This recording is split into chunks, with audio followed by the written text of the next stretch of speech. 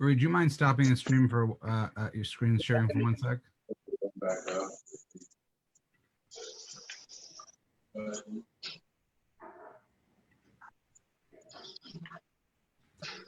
Okay, good morning, everybody. We're going to get started in just a few minutes. I hope you're doing well. Chodesh Tov.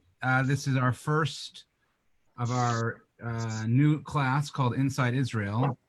We're really excited, and it'll be coordinated and run by our very own Rabbi Uri Pilichowski.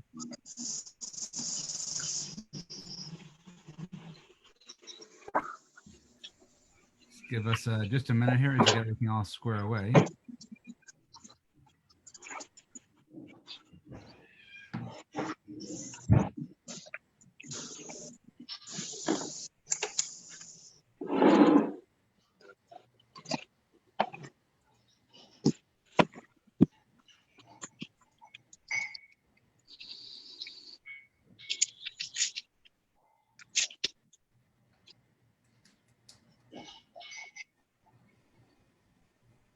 Okay, I'll just give another minute or two.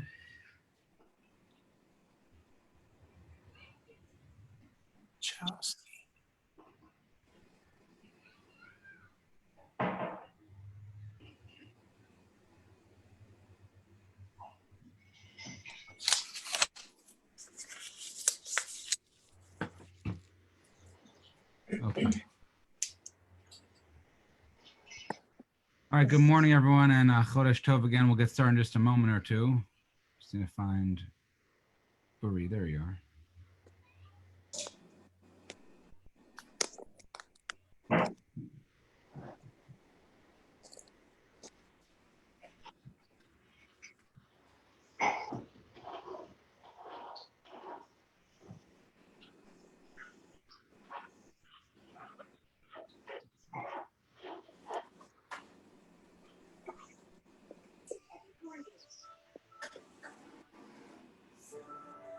Okay. Well, let's get started, everyone. Good morning. A few of our friends are still going to join us in a few minutes, but let me just introduce everybody to Rabbi Uri Pilichowski. If you have not met him yet, he is our new program director, and in addition to doing that, he happens to be a fabulous Israel educator. So we got to kill two birds with one stone here with a very talented Rabbi Pilichowski, and this is part of a new series that Uri will be coordinating every Sunday at this time at 10 o'clock in the morning. It's an opportunity for us to hear really what's going on inside Israel. We'll be hearing from people like the Deputy Mayor of Jerusalem. We'll be having an opportunity to hear words of Torah from Israel itself, from former members of the Kol Torah Zion, who we all feel connected to, have an opportunity to hear about the latest issues as they come. And it's just a great opportunity for us to stay up on what the latest is on Israel. And Uri will be coordinating that class every Sunday at 10 a.m. here in this space. Just one housekeeping note. For some reason, the calendar that we sent out, the calendar invite, for some people, it's putting the class on Shabbos instead of on Sunday, some people on Sunday. I'm not sure what's going on there. Got to speak to the tech person, so I'll have to spend some time later this afternoon figuring that out. But it's always on Sunday, never on Shabbat. Sundays at 10 a.m. via Zoom right here. This week is What Happened to Sovereignty by Rabbi Uri Pilichowski. And so with that, I want to hand it over to him. Maybe, Uri, you just want to, before you get started, share a little bit about yourself for those who don't know you, and we'll take it away. Sure. Thank you. Thank you, Rabbi. It's a absolute pleasure being here in. Oh, Uri, you got muted. Sorry. Okay. Now you should be able to hear me. Okay. So it's a pleasure being in Memphis, even though I'm not actually in Memphis. I'm actually in Israel in a place called Mitzvah Yericho. And what I'd like to talk about today, and I'll give you a background of myself and why I'm talking about this topic, and where I come off as a educator talking about anything to do with Israel, and especially an insider's viewpoint, is the topic of what happened to sovereignty. And we're going to go through a timeline of what happened, and I'm going to give you sort of what we like to call this Sunday series, Insider Israel. I want to give you an insider's look as to what's happening. So first, let me explain why it is exactly that I'm somebody that could talk about this. So what I do, one of the different roles that I play is I am an Israel educator. I put hopefully here you could see various different pictures of myself. I speak for APAC at certain times. I run a program in Israel where I take people throughout Judea and Samaria, what the world calls the West Bank, and show them different parts. And what I've done is as an educator, I don't really have an agenda. Everybody understands that what I'm trying to do is just teach high school and college students around the world, and I teach them on Zoom. I knew about Zoom before there was even Corona. I teach in America from my house here in Mitzvah Yericho. And when I talk to the real insiders, the decision makers, the Knesset members, the soldiers, the high-ranking soldiers, members of Congress, members of the White House, the administration, and I've been friends with every administration, with people from the Bush administration, from the Obama administration, and the Trump administration. Now they've all invited me into the White House and to have high-level meetings with my students there. So I'm completely bipartisan. You won't hear any of my own political viewpoints here.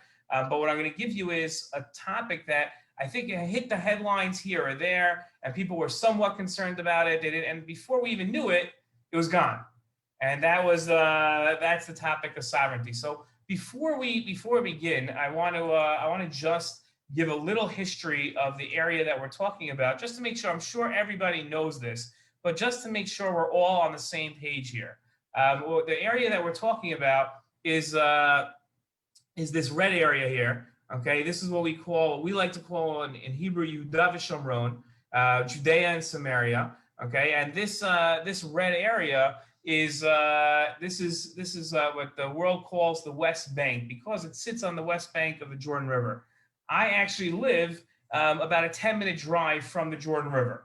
So I'm all the way on the eastern. I'm inside this area, which is why it's so personal to me. And it's important to realize that in 1948. This was not part of the state of Israel. This was supposed to be an independent Arab state for the Arabs that lived here, and it never became an independent Arab state. That never happened. The Arabs, as we know, turned down the offer, and Jordan illegally annexed this area in 1967 in the Six-Day War.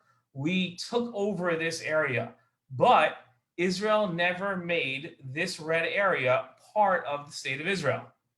So I'm going to say that again because a lot of people don't realize this. Israel never made the red area, Judea and Samaria, the West Bank, Yehuda v'Shomron, never made it part of the state of Israel. It's not actually part of the state of Israel.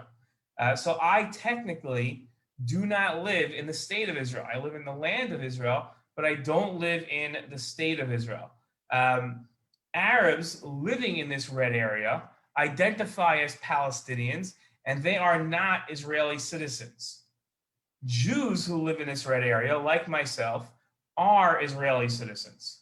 Okay, so we have Israeli citizenship. The Arabs that live there, the Palestinian Arabs that live in this red area, are under the control of the Palestinian Authority. So that's who controls their day-to-day lives. There's an Israeli military control, essentially, really over the entire red area. But technically, there are cities and villages that are called Area A that they are not. Israel's really not there, but whenever there's a need to, we go in, and that's so. 10 minutes from my home, right before the Jordan River, is a large Palestinian town, which you've all heard of, called Jericho. It has 23,000 Palestinians. It's under Area A. It's illegal for me as an Israeli to go into Jericho. I'm not allowed to travel into Jericho. Because it's too dangerous, and the Israeli army technically doesn't go in there, but whenever there's a reason to, they can. For an Israeli to go in legally, they need a special permit. In the 6 years that I've lived here, I've gotten that permit one time. Okay, so that's to tell you exactly how difficult and convoluted it is to try to go in, and that's just a 10-minute drive from my home. Israel and the United States consider it legal for Israel to control and live in this red area, but the rest of the world considers it an illegal occupation, that Israel should not be there. In 1967, when it won this land, this area in the Six-Day War, it should have immediately turned around and given it back. The obvious question that everybody has is, give it back to whom, right? There were no Arabs that had their own country then, And if we had given it back from who we took it from, meaning Jordan, then we would have just been perpetuating another illegal occupation itself. So that's and then the rest of the history is for a different time. But just for the sake of what we're talking about is this red area. Okay, this is when we talk about sovereignty. Israel does not have sovereignty over this area, right? We do not have sovereignty. The law that applies here is Israeli military law, not civil law. And there's a lot of differences between the two, right? So but I live under military rule, not under Israeli civil rule. So I'll give you one very serious example of that difference and one like a comical example. So I'll give you the serious one first, and then I'll give you the comical one so we can walk away with a smile on our faces somewhat. The serious one is they are planning to build a couple of miles from my home a trash disposal place where people bring their garbage, or the garbage trucks bring the garbage, and then they burn the trash and turn that into energy, which sounds wonderful. Turning our trash into energy is great. It's great as long as you don't live near one of those plants, because if you live near one of those plants, the smell is atrocious. So in Israel itself, the Knesset passed a law that said that they're not allowed to build any of these, and any of them that are existent already, they have to destroy, because it's too hard on anybody that lives near there. They're building one near us because we're not under the Knesset's laws. So the company is still able to build it near us because we're under the military rule, and there is no military law that you can't have one of these trash places. So that's a serious difference. So when we protest the fact that they're building there, and we turn to Knesset members and say, hey, you can't, you really shouldn't do this because we don't want this near here, and you've already said it's bad for everybody else, all the other Israelis. They say, look, it's not we can't really do that much because it's the military. You have to go to the military. And obviously you can't talk to the military because it's not a representative body. So there's no one to really talk to. So that's why sovereignty means so much to those of us that live here. If Israel did extend its sovereignty to this area, then we would be able to partake of the laws that all our other Israeli neighbors are able to. A more comical example and there's a lot of these examples. I'm just giving two. So if anybody wants more reading information on this, they could write to me, and I'll gladly send you links to more articles where you could see the differences. But a more comical example is Israel has a law when you go to the supermarket, you're supposed to bring your own bags. I don't know if in Tennessee they had this. I know when I lived in California, they passed this law. But you have to bring your own bags, and if you want to use a plastic bag, so you have to pay 10 agarot per bag. We're talking about it's pennies on it doesn't cost that much, but the idea is more psychological, that you should get used to bringing your own bag because you have to pay for other bags. So in Israel, the proper, you have to pay the 10 agarot. In the quote unquote settlements in Judea and Samaria, right, that law doesn't exist because the army never put it into place. So that's another comical difference. Okay, let's go through a timeline because I'm sure I've confused you enough. And let's talk about what happened here. Okay, so I'm hoping you could see either behind me or below me the different slides that I have here. We're going to look at a bunch of different headlines and talk about what happened. If you can't read the stuff behind, don't worry. If it's too small print, it's not that big of a deal. I'm going to explain everything. I don't know if you heard, but Israel, we have a love affair with elections. Our democracy is so strong that while in America you only have elections every 4 years, we here in Israel we try to have elections every month or two. That's a joke, but that's we have frequent elections, and looks like we might be getting more every week. It could be another election coming up, but in September. It's even impossible for anybody to remember which election this was. But in September, as he usually does, Bibi Netanyahu was campaigning, and he made this huge surprise announcement. This is in September of 2019. This is over a year ago. He made this huge announcement that he's going to annex the Jordan Valley. Okay, he's going to annex the Jordan Valley. We don't technically we're in the Jordan Valley. So we were the 13th town on his list. He has a list. You can see it in the picture here. He had a list of 13 towns that he was going to annex throughout the whole entire Jordan Valley up the eastern coast, eastern border of Israel. We were at the 13th, and he was going to annex the Jordan Valley. This took the world by surprise. No one had any idea he was going to announce this. My wife happens to be the mayor of Mitzpeh Yericho, of the town that I live in, and she was invited to a meeting at the Prime Minister's house with Sarah Netanyahu, the Prime Minister's wife. All the mayors in our area were invited. No one had any idea why. We all thought it was a campaign thing, that she was going to try to convince everybody that they should convince their towns to vote for Likud and vote for Bibi Netanyahu. And all of a sudden, Sarah Netanyahu got up and said, who's on the phone? Oh, it's Bibi, my husband. Who would have ever thought? And then it was him making this announcement, and all the mayors were caught in one room together and then asked by their media there, what do you think about this? And it was a dirty campaign trick. So that was the idea. But that was in September. Bibi announces that he's going to annex the West Bank's Jordan Valley. Okay, so that's not the entire red area that we saw before, but it was some of it. And again, we had no idea this was coming. Okay, everyone's very excited. This is great.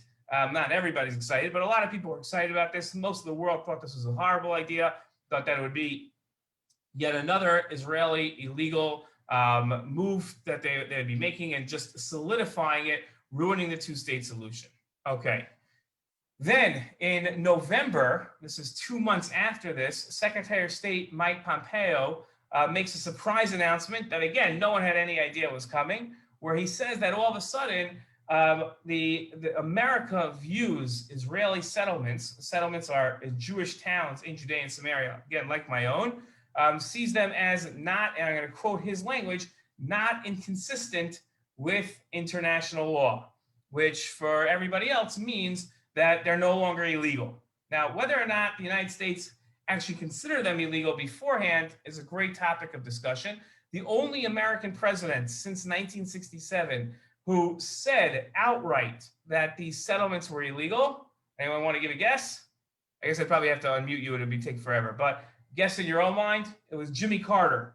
Jimmy Carter was the only American president that ever said that they were illegal. A lot of American presidents used language like it's not helpful. They're an obstacle to peace, an impediment to peace, but only Jimmy Carter ever used the words illegal. Ronald Reagan said that he disagreed with Jimmy Carter, but never said they weren't illegal, just that he doesn't agree with President Carter. But Mike Pompeo was the first, speaking on behalf of the Trump administration, was the first American president to come out straight and unequivocally say that he does not see Israeli settlements as illegal. What no one realized at the time was that Secretary Pompeo was setting up the Trump administration for a much bigger announcement when they came out with the peace plan. But that's what exactly he was laying the groundwork for an even bigger announcement that he was going to come up to. So while the whole world considers my settlement and 100 other settlements here in Judea and Samaria, Yehuda v'Shomron as illegal, the United States no longer does. So there are now two countries that don't consider them illegal, one being Israel and the other being the United States. Okay, and the rest of the world is very much against us. Okay, going on here. Okay, then comes January 28th. Now this day, this is a pretty big day now that if you go through the news and realize, besides it being my wife's birthday, but January 28th this year was a very big day because not only was the Trump plan that day, there was the middle of the impeachment process. There was a lot going on that day. If you Google January 28th, 2020, you'll be shocked at how many things President Trump was dealing with on that day. But one of the things that he did was he unveiled what President Trump likes to call the deal of the century, which is the Trump administration's view of what should happen in the Israeli-Palestinian conflict and how it should end. Okay, that was January 28th. The Palestinians rejected the idea before it was even released. They will have absolutely nothing to do with the Trump administration. Prime Minister Netanyahu was asked to come out for the unveiling. A week before that, Vice President Pence had been in Israel at Yad Vashem to commemorate the 75th anniversary of the freeing of Auschwitz, the liberation of Auschwitz. And while he was there, he mentioned to Prime Minister Netanyahu, why don't you come to the White House next week? We're ready to unveil the deal of the century. We think you'll like it. Why don't you come out? Prime Minister Netanyahu comes out, and as you can see, it says that under the plan, Israel would be allowed to annex about 30% of the West Bank. Okay, so what's that 30% of the West Bank, Judea and Samaria, that red area? It's not like we take the area and cut it into lines and divide it. What this means is that all the Jewish towns that already exist, like my own, right? So all these Jewish towns, you are able to, now Israel would be able to apply its sovereignty to those lands. Good? Makes sense? I assume so, because no one's objecting. So far, that's our timeline. I think that you have the ability to unmute yourself. So if you have a question, I'm at heart, yes, I'm a political commentator, I'm a program director, but at heart I'm an educator. So it's very hard for me to sit by if somebody has a question and not take the question. So if you have a question, I'm happy to answer it. Okay, so, and please feel free to stop me. That's how my classes usually are. Okay, so that brings us to January 28th, right? Now you could imagine for Prime Minister Netanyahu and for the rest of us here in Israel, how great of a day this was. We thought at best, 52 years, we've been arguing that we should have sovereignty over Judea and Samaria. And then in September, Prime Minister Netanyahu had come along and surprised us by saying he's going to extend sovereignty if he wins the election. He's going to extend sovereignty to the Jordan Valley only. Now, all of a sudden, President Trump gets up and says, no, this is great. We're going to do much more than just the Jordan Valley. The United States will support Israel in extending its sovereignty to 30% of Judea and Samaria. That's much more than just the Jordan Valley, right? So now we're all very excited. This is incredible. I remember watching this. It's not that long ago, but it feels like it's like decades ago with everything that's been going on the last couple of months. But I remember watching this thinking, this is amazing. We're going to be part of Israel now. This is absolutely incredible. This is a great day, and Prime Minister Netanyahu loved it. Just by the way, just to make one thing clear here, all these articles use the term annex. It's not precise, the term annex. I'd like to explain why. Annex is when you take land that is not yours, that doesn't belong to you, and you make it part of your country. We believe that Judea and Samaria it doesn't belong to anybody else, right? You could argue that it's not the state of Israel. So that's a legitimate argument, but it's very hard to say that it belongs to anybody else because the only people that you could possibly make an argument that it belongs to are the Palestinians, and they've turned it down. They said no. So it's very hard to make that argument. Okay. I'm assuming still nobody has any questions. Going on. Okay.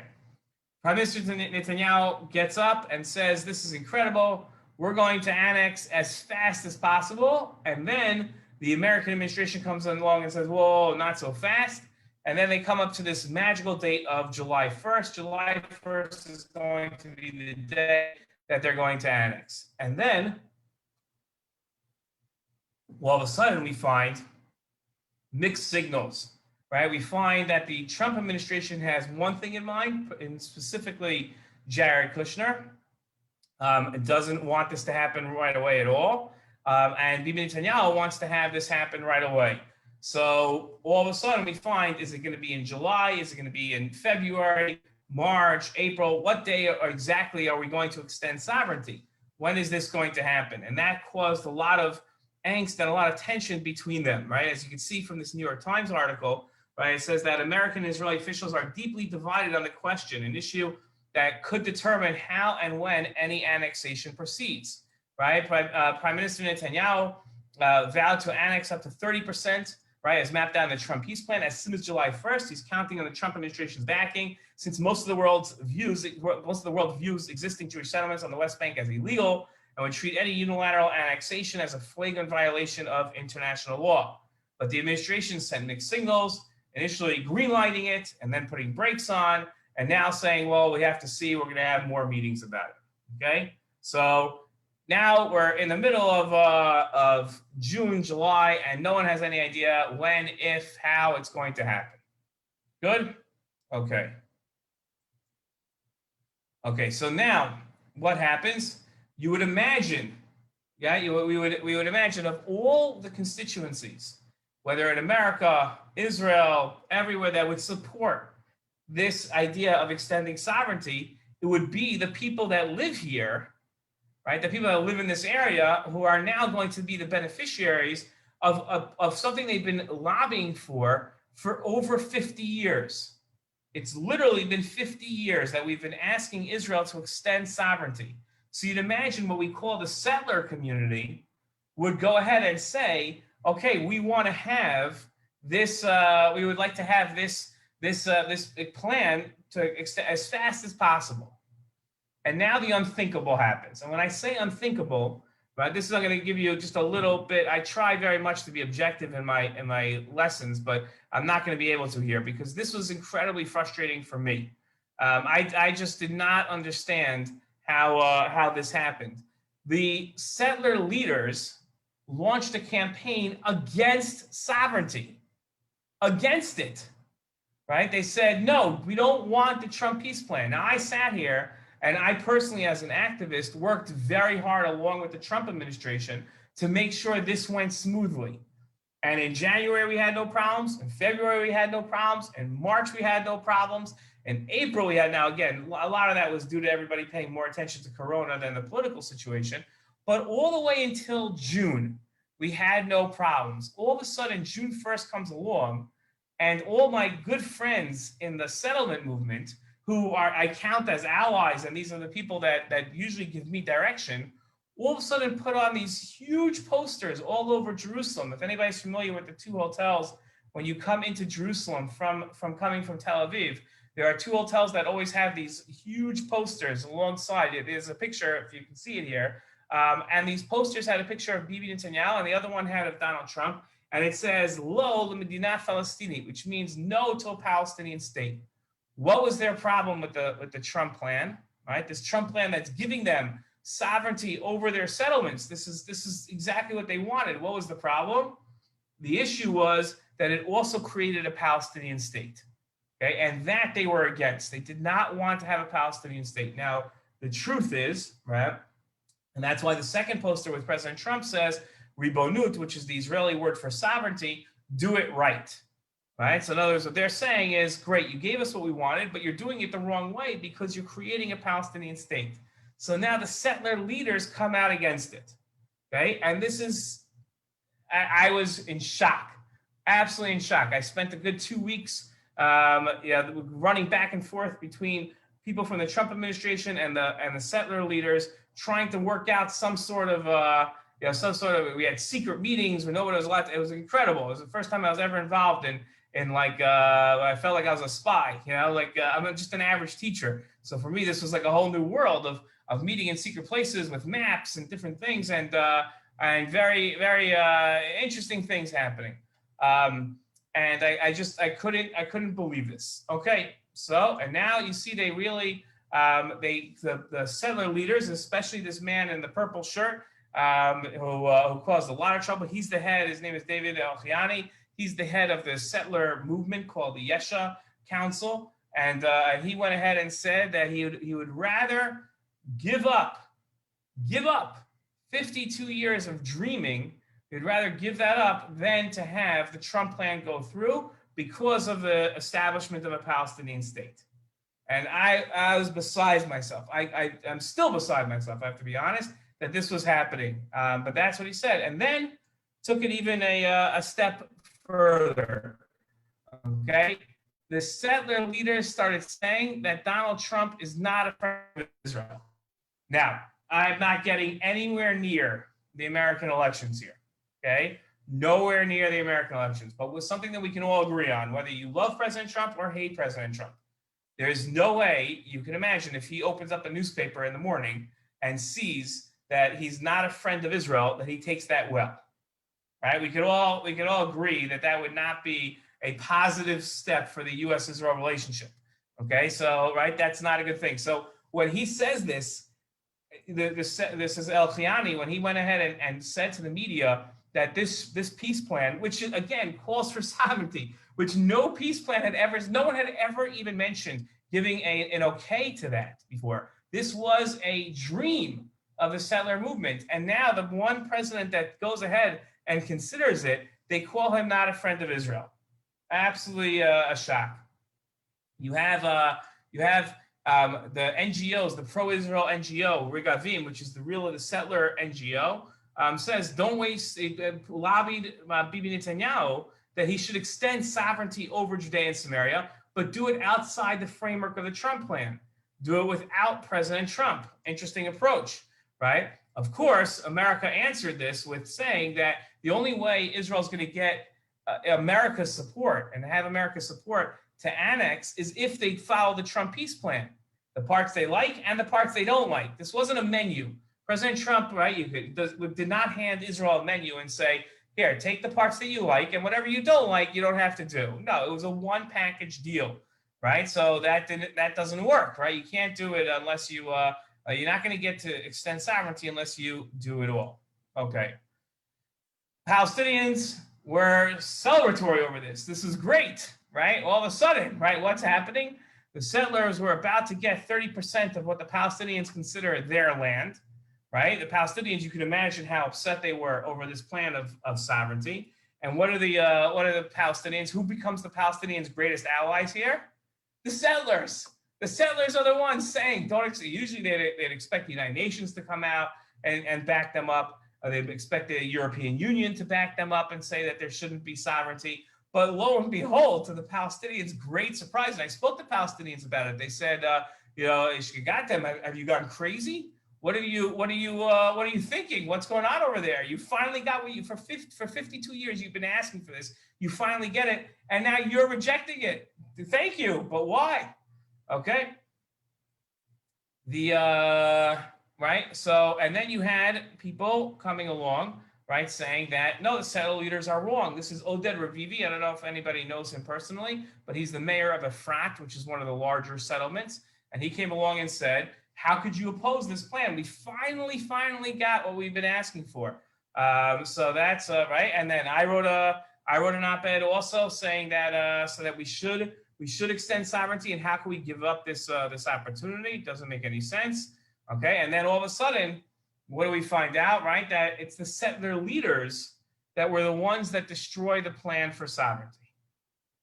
So that's right. And that's why it hasn't happened, right? And I came out with a very harsh.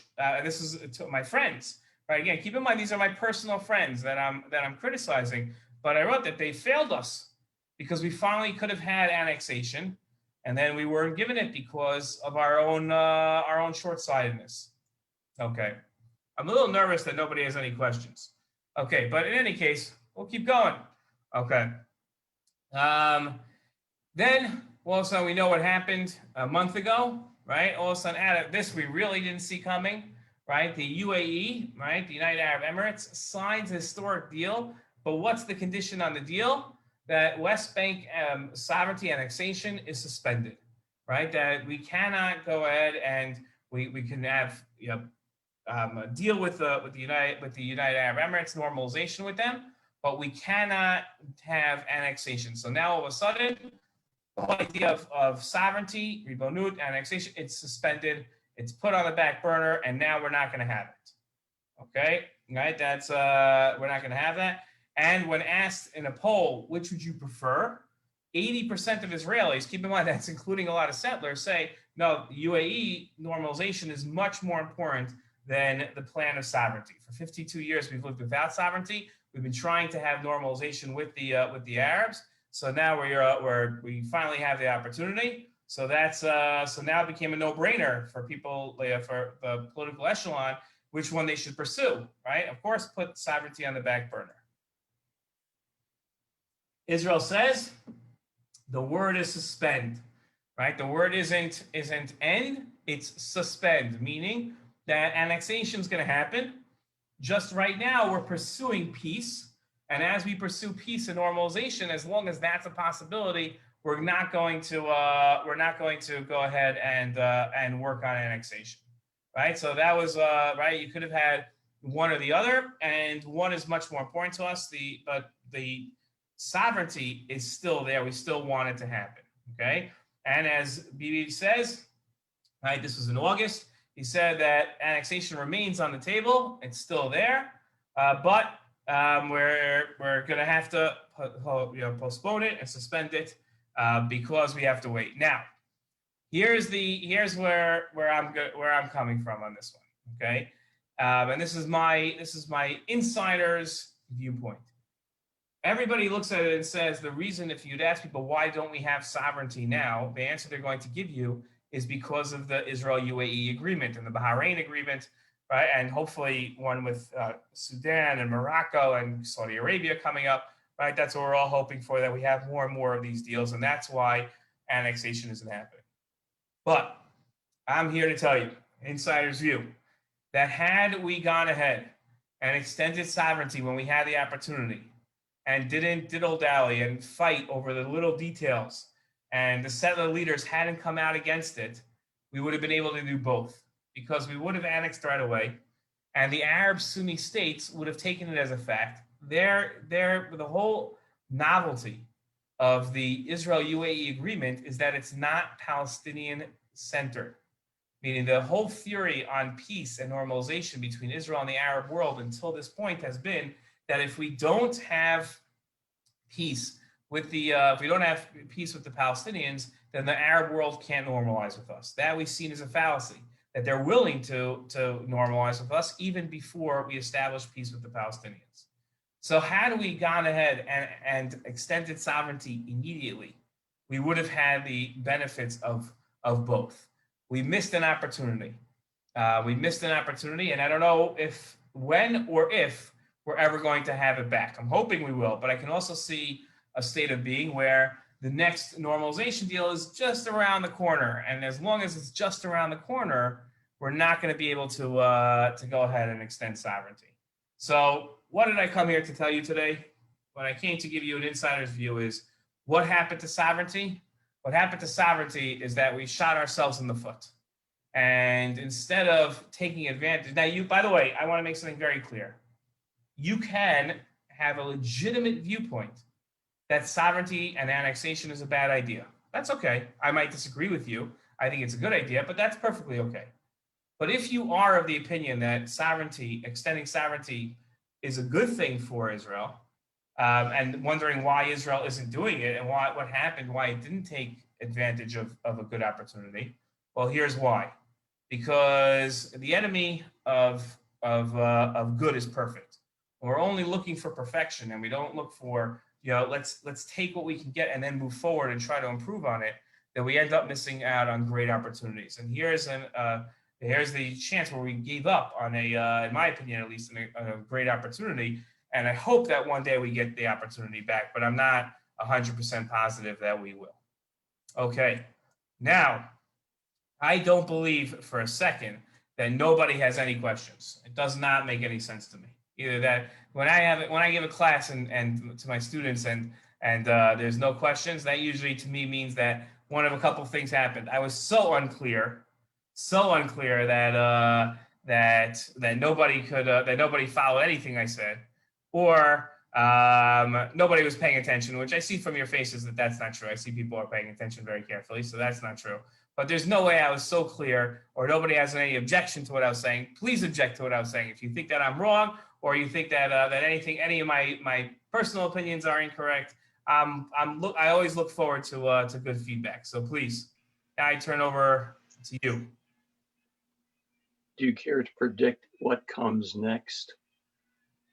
Yeah, but it's going to be a little pessimistic, so you'll forgive me. So what I think happens next is a continuous negotiation with Arab countries for normalization. And as long as that continues and that goes on, what ends up happening is that sovereignty never happens, because we can't put the normalization with Arab countries at risk at any point. So what I would love to have from the Israeli government is a deadline, as we're going to pursue normalization until this point. And then once this point hits, then we're going to extend sovereignty. Okay.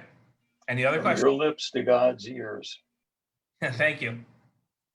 I don't think it's going to happen, but I appreciate the support. Okay. Any other questions about anything? You said you didn't want to talk about American politics, but I guess Trump has gone further than anyone else has ever gone as far as supporting, I guess, Israel, at least those that believe he's supporting Israel, do you believe if there's a Biden administration, these same things will continue? No, I think that is that what you read? I guess the better way to ask it is, from an Israeli perspective, how do you see it? so. From an Israeli perspective, I try again very hard to just stick to facts. I'm very close with both people in the Trump administration and the Trump campaign, and in the Biden campaign. And from what I understand from the people in the Biden campaign, they will fully pursue normalization with Arab countries. That is going to be a priority for them. But will also be a priority for them is the pursuit of a two-state solution to end the Israeli-Palestinian conflict. And therefore, that's a huge diversion from what President Trump's plan was. Even though President Trump's plan also calls for a Palestinian state, it calls for it in a much different way than how the Biden administration understands, Biden campaign understands how it should work. So I think that what you'll see is no U.S. support for extending sovereignty. That's for sure not, especially not without Palestinian buy-in, which I don't know how you would ever get. And I see a full-fledged pursuit of the Israeli-Palestinian conflict ending through a two-state solution. So that's I think that none of that is my opinion. That's just fact. I don't think that you could dispute that. I'm just taking quotes from what the campaign is telling me and the public for that matter. Rabbi, this is Diana Bressinger. Can you hear me, sir? I can hear you perfectly. I have two questions, and my daughter is an Israeli who lives in Shoham. So the first question, and I'll ask them both if it's okay, because I'm older. God knows I probably will forget the second question if I don't. But the first question was there any blowback, so to speak, within Israel against the settler leadership as a result of the stand that they took, in terms of politics or anything else? And the second question is, if you're under the rule of the military, the Israeli military over there, why in the world can't not Netanyahu or somebody tell the military to enact the sorts of rules that you care most about, like not having that site to burn the trash? Okay, good, very good questions. Thank you. So I'll tell you that that to answer your first question, was there blowback against the settler leaders? So the Israelis that were against sovereignty thought this was hilarious. They thought it was just absolutely completely inept on their part that they went against what was meant to be in their favor. So there was obviously no blowback from that side. And from the settlers, they ran an incredibly well orchestrated campaign to convince settlers on the ground who had obviously never read the Trump peace plan that the Trump peace plan was just as bad to them as Oslo, as the Y agreements, as everything else. That this was just America again, trying to put forth their idea of what should happen here, and it was not in our best interest. I remember at some point, I just started having forums in my home for Israelis to answer questions about the Trump peace plan, and the amount of disinformation that had been put out there just shocked me. What they thought was what was in this plan, and trying to tell them, no, look, here are the words. It doesn't say that. And be like, no, that's what the settler leaders told us, so that's what we believe. I'm like, but here are the words. They're words. You just got to read them yourself. It's in the Hebrew. You can read them. They translated the plan. You can read the words. It doesn't, and so no blowback. In terms of, could Prime Minister Netanyahu and the Knesset tell the military? Yes, 100% they could. Do they? No, because the military provides a great cover for them for not enacting laws that would be unpopular. So by doing this, they're able to not act and just say, well, it's under the military. But you could tell the military what to do. Oh, but it's the military, and what can we do? So that's the problem that we have.